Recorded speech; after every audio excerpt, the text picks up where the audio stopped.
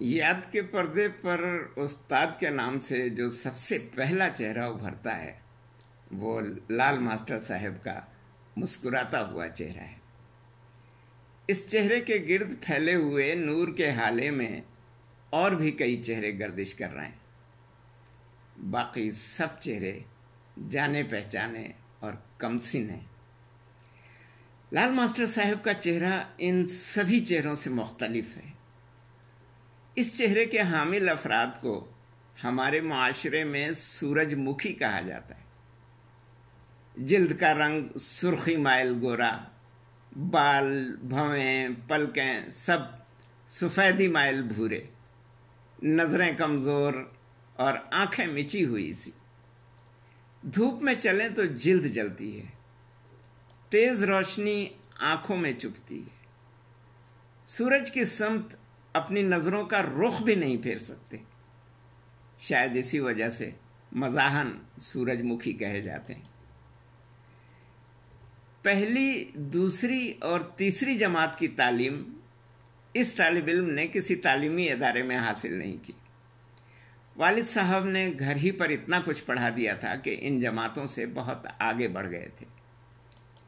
لال master صاحب سے چوتھی جماعت کے نصابی اسباق سیکھنے گئے تاکہ داخلے کا امتحان پاس کر کے 5ویں جماعت میں کسی سرکاری مدرسے میں داخل ہو سکیں۔ وطن عزیز پاکستان کا یہ وہ زمانہ تھا جب سرکاری مدارس میں داخلہ مل جانا قابلیت کی دلیل سمجھا جاتا تھا، اور نجی تعلیمی اداروں میں پڑھنے والوں کے متعلق فرض کر لیا جاتا تھا کہ نالائق ہیں، تبھی تو کسی سرکاری اسکول میں داخلہ نہیں مل سکا۔ سرکاری اسکولوں میں پڑھانے والے اساتذہ بھی نجی اسکولوں کے اساتذہ کے مقابلے میں زیادہ قابل سمجھے جاتے تھے۔ نام تو ان کا غلام علی تھا، مگر ہم سب بچے ان کے سورج مکھی ہونے کی وجہ سے انہیں لال ماسٹر صاحب کہتے تھے۔ اس زمانے تک استاد کو سر وغیرہ کہنے کا رواج عام نہیں ہوا تھا۔ استاد کو مالک و آقا یعنی ماسٹر صاحب ہی کہا جاتا تھا، جو کثرت استعمال سے ماس صاحب بن جاتا۔ سو ہمارے یہ استاد بھی ہمارے لیے لال ماس صاحب تھے۔ فاروقی مسجد سعود آباد کراچی کے عقب میں بھینسوں کا ایک باڑہ تھا۔ اسی باڑے کے پیچھے واقع ایک چھوٹے سے مکان کے کھلے صحن میں نیم کے ایک بہت پھیلے ہوئے اور گھنے درخت کے نیچے بچھی ہوئی دریوں پر ہماری اجتماعی کلاس لگتی تھی۔ اس نیم تلے ماس صاحب بھی ہمارے ساتھ ہی فرش نشیں ہوتے۔ کوئی مہمان یا کسی بچے کے والد آ جائیں تو اٹھ کر چارپائی پر بیٹھ جاتے تھے۔ اس زمانے کی والدائیں گھر سے نکل کر استادوں اور استانیوں سے پنگا نہیں لیتی پھرتی تھیں۔ یہ اس زمانے کی تہذیب تھی، اس زمانے کی اقدار تھیں، اس زمانے کی ثقافت اور روایات تھیں۔ غلام علی صاحب مسلکن شیعہ تھے، مگر یہ بات تو ہمیں بڑے ہو کر معلوم ہوئی۔ یاد نہیں کہ ان کے شاگردوں میں کوئی شیعہ بچہ بھی تھا یا نہیں، تاہم ان کے جتنے شاگرد یاد آتے ہیں ان سب کا تعلق ان خاندانوں سے تھا جو سنی کہے جاتے ہیں۔ ان میں سے بعض خاندان تو وہابی بھی تھے، مگر لال ماسٹر صاحب سب بچوں سے انتہائی شفقت اور محبت سے پیش آتے تھے۔ بعض کو گود میں بٹھا کر پڑھاتے۔ یحییٰ کی ناک ہر وقت بہتی ہی رہتی تھی۔ لال ماسٹر صاحب ایک رومال بطور خاص اپنے پاس رکھتے تھے جس سے ہر وقت اس کی ناک صاف کرتے رہتے تھے۔ ایک روز بڑے رازدارانہ لہجے میں پوچھنے لگے، حاتم میاں، یہ یحییٰ ہر وقت چپ چاپ اور گمسم کیوں رہتا ہے؟ چوتھی جماعت کے اس طالب علم نے کچی پہلی کے بچے کو غور سے دیکھا اور اپنی ماہرانہ رائے پیش کی۔ شاید کچھ سوچتا رہتا ہے۔ لال ماسٹر صاحب بے ساختہ قہقہہ لگا کر ہنس پڑے، کہنے لگے، چل ہٹ، اس عمر میں کیا سوچے گا؟ بولتی تو ننھی منی سعیدہ بھی نہیں تھی۔ ہر وقت بلکہ ماس صاحب کے ہر سوال پر فقط مسکراتی ہی رہتی تھی۔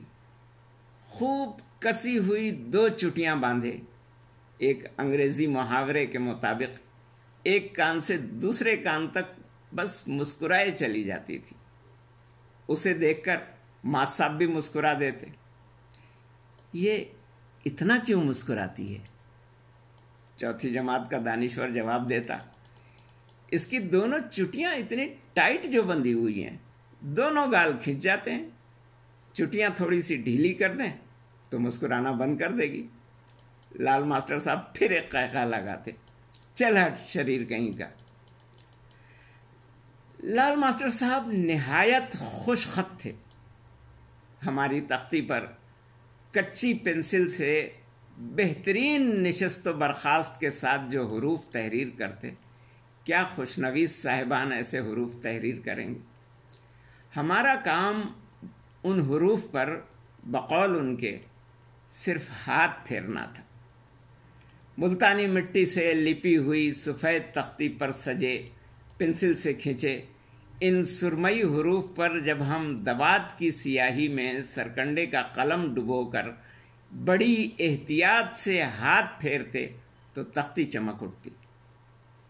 یقین ہی نہیں آتا تھا کہ اتنے خوبصورت حروف اس لوح سفید پر ان ننھے منھے ہاتھوں نے تحریر کیے ہیں۔ ہماری لکھی ہوئی تختی بعض اوقات گھر آئے مہمانوں کو بھی بڑے فخر سے دکھائی جاتی۔ وہ کیا جانے کہ اس خوش خطی میں خوش کا رنگ لال ماسٹر صاحب کا بھرا ہوا ہے۔ ابھی وہ زمانہ بہت دور نہیں چلا گیا جب جسارت کے تمام صفحات دفتر جسارت میں اکڑوں بیٹھے ہوئے کاتب تحریر کیا کرتے تھے۔ انہی زمانوں میں سے جس زمانے میں برادر شاہد ہاشمی جسارت کے چیف ایگزیکٹو تھے، اخبار میں کتابت کی غلطیوں کی بھرمار پر اکثر کرتے رہتے تھے۔ ایک روز یکایک انہوں نے ہیڈ کاتب کو بلایا اور حیرت سے پوچھا، یہ ابو نصر کے کالم میں کتابت کی غلطیاں کیوں نہیں ہوتی؟ ممتاز صاحب جھٹ کالم کا مسودہ اٹھا لائے۔ اس شخص کی ہینڈ رائٹنگ تو دیکھیے، موتی پرو کر رکھ دیے ہیں۔ تحریر ایسی ہو تو جس کاتب کو دیجیے وہ بے اغلاط املا کرے گا۔ شاہد بھائی نے جب یہ قصہ ہمیں سنایا تو ہم نے احساس ممنونیت کے ساتھ انہیں بتایا کہ ہمارا دامن ان موتیوں سے لال ماسٹر صاحب نے بھرا تھا۔ یہ ایسے موتی ہیں کہ لٹاتے رہیے، ختم ہونے میں نہیں آتے۔ لال ماسٹر صاحب سے غالباً 5 یا 6 ماہ پڑھا ہوگا۔ ہر ماہ کے شروع میں کسی ایک دن والد صاحب بھی ساتھ آ جاتے۔ ماں صاحب کے ساتھ اکیلے بیٹھ کر کچھ دیر باتیں کرتے، پھر چلے جاتے۔ ہم بڑے ہوئے تو والدہ محترمہ نے بتایا کہ والد مرحوم اس بات کو سخت معیوب گردانتے تھے کہ استاد کو فیس اس کے شاگرد کے ہاتھ سے دلوائی جائے۔ یہ استاد کی توہین ہے اور شاگرد کی تباہی ہے۔ کہیں بچے کے ذہن میں یہ بات نہ بیٹھ جائے کہ یہ شخص ہمارا زر خریدے۔ استاد کا احترام کیے بغیر اور اس سے محبت رکھے بغیر کچھ نہیں سیکھا جا سکتا۔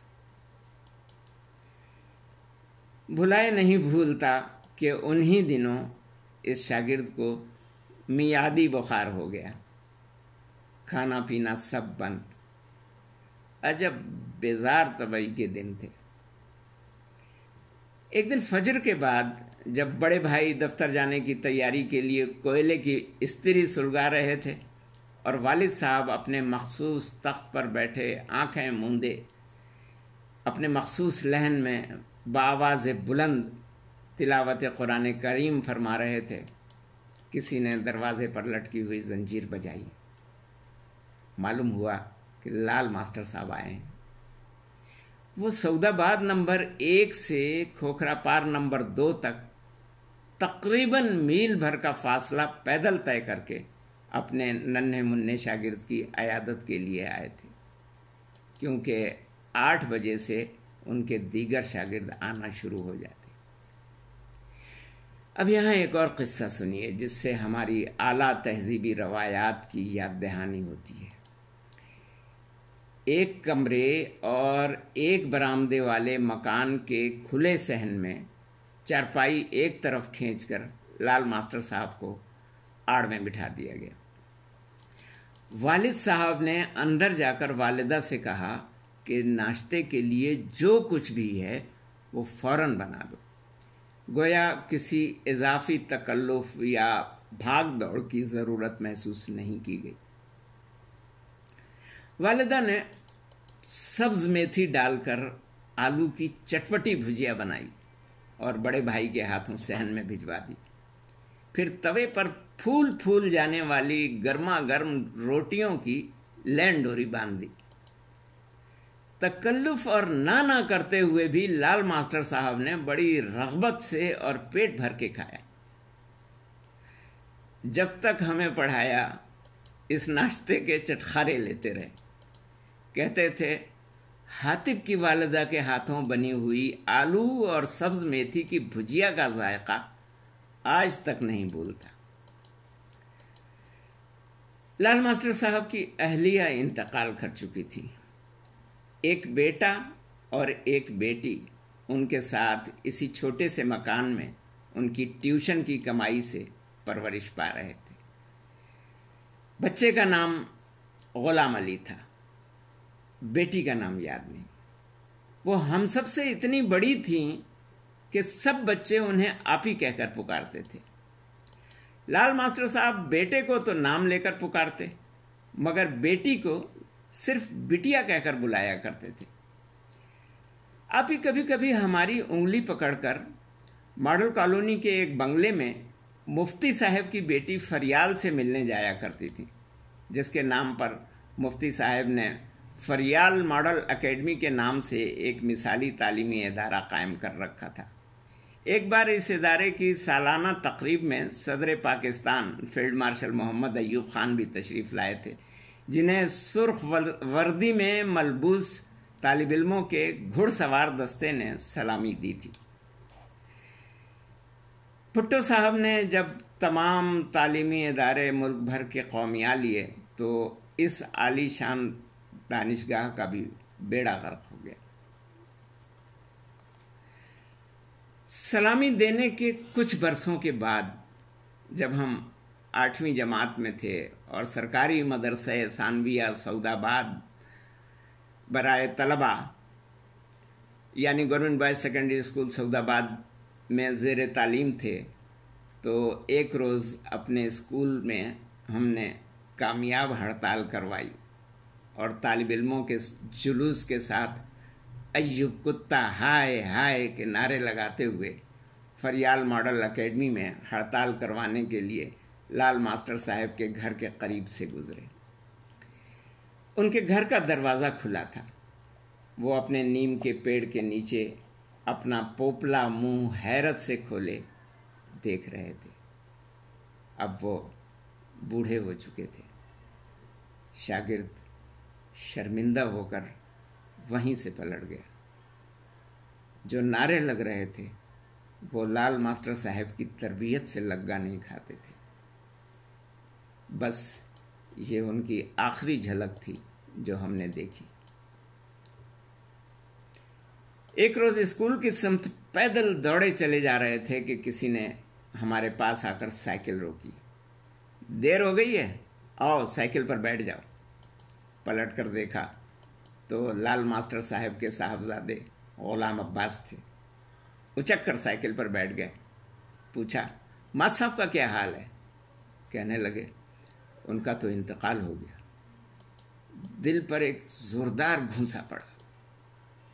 اس دن اسکول کا سارا وقت اداسی میں گزرا۔ سارے دن لال ماسٹر صاحب کا مسکراتا چہرہ آنکھوں میں گھومتا رہا۔ اس خاکے میں لال ماسٹر صاحب کے جن 3 شاگردوں کے نام آئے ہیں ان میں سے ہر ایک کی کہانی بڑی دلچسپ ہے۔ اللہ نے توفیق دی، زندگی نے مہلت دی اور روزگار نے فرصت دی تو سب کی کہانی لکھی جائے گی۔ ان 3 شاگردوں میں سے ایک تو کالم نگار بن بیٹھا، ایک عصر حاضر کے مقبول ترین سیاسی، سماجی، علمی ہفت روزے کا مدیر اعلیٰ بنا۔